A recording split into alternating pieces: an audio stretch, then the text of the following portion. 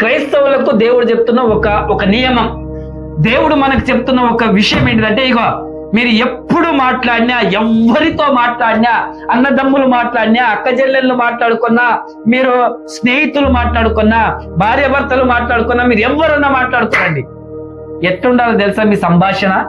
నువ్వు కోపంతో, నాకు కోపం వచ్చింది కాబట్టి ఎట్లా మాట్లాడినా, అది కుదరది క్రైస్తవులకి. నాకు బాగా దుఃఖం వచ్చింది కాబట్టి నేను మాట్లాడినా, అయినా కుదరదు. రుచిగా ఉండాలి నీ మాట.